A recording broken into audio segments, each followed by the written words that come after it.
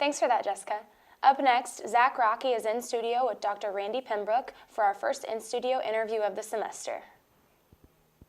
Thanks, guys. I'm now joined alongside Dr. Randy Pembrook, and we're here to talk about the KAPKE Awards and some teacher innovation stuff. So can you give me kind of a brief overview of what the KAPKE Award is and what it does for teachers and students on Baker's campus?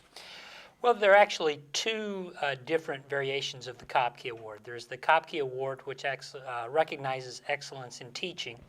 And then the part that I do or manage is the KAPKE Teaching Innovation Awards. And this will be the second year of the program. Charles and Verda KAPKE gave some money and it went into an endowment, and so each year from that we have interest from the endowment that we use to put together some grant support for faculty at Baker who are doing interesting things in the classroom. So last year we had a number of applications. We made 4 awards, and they're very different kinds of awards. We put few restrictions on the program.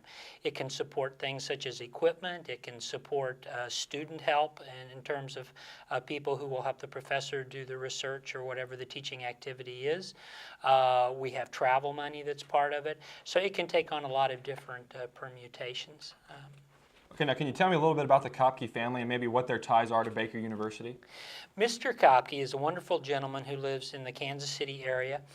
He loves Baker, he loves President Long, and what he wanted to do, I think, was that many times there are programs that have a tradition and are for very specific things. In talking to him over lunch one day, he told me that his vision for this was to have a fund that the president could tap into to try to do very interesting things, very different things. And so I work with President Long, and when we get the applications each spring, we talk about the kinds of things in her vision for the university, and then I talk to the deans of the faculty that have submitted the applications, and we try to come up with the ones that we think would be best for the university. Now, how do you guys go about picking a winner each year, and like what teacher deserves such money and the award and stuff like that? Well, keep in mind that this will be the second year, so we don't have a long history. But what we did in the first year is we looked at the applications, and they all seemed very interesting. But some of the applications have sources where people can get funding just through traditional means. And so if it's a standard kind of request to go to a conference and hear about the latest pedagogies in the field, CAS has a great support system for that. And so those we related back to CAS, and they funded many of those. It was the ones that did something that seemed a little bit unusual, or that we didn't have a logical place to park those requests in the past that we entertained. And so the 4 that we funded in the past year, in no particular order, one was from the School of Nursing, and what they have is an object, a human-like simulator that's called MediMan. And so they can plug in software with MediMan to make this object respond as if the person is having a heart attack or an appendicitis or something like that.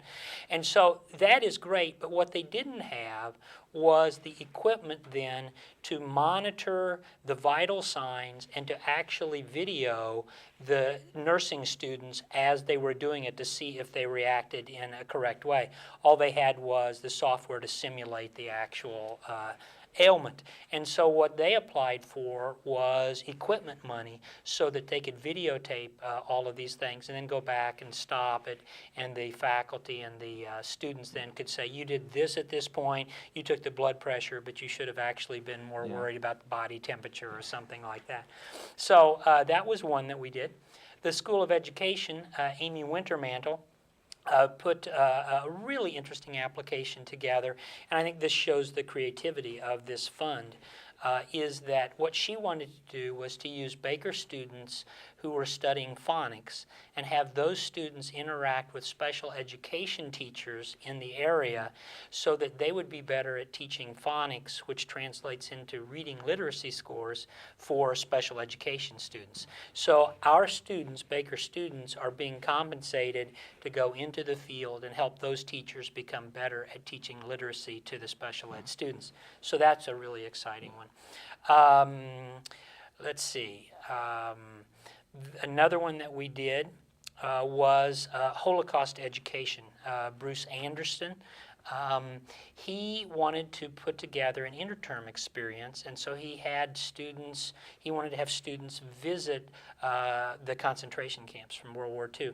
But he didn't know really which ones might be the best, which ones had the best displays, exhibits, educational areas, and he didn't know which places had hotels where students could stay at a reasonable price. So he used his to actually, he was in Europe last spring, so he used his funding to stay on and then kind of simulate what the interterm might be to determine some of the details, you know, what railroad would we take and how much travel time between the various sites.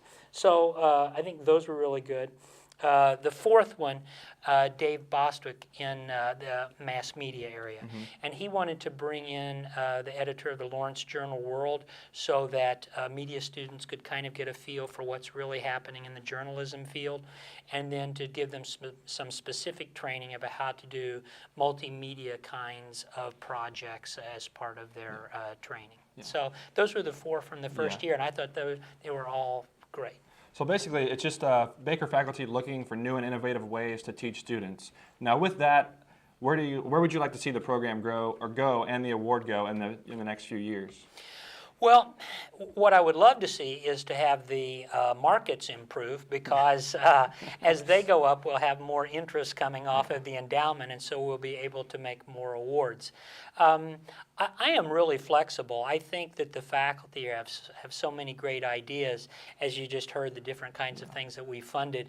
I think the key is, what are we doing as a body, as a faculty, to really think of different ways to educate students? And that may be, what are the different things that we expect of students? What are the projects they might do?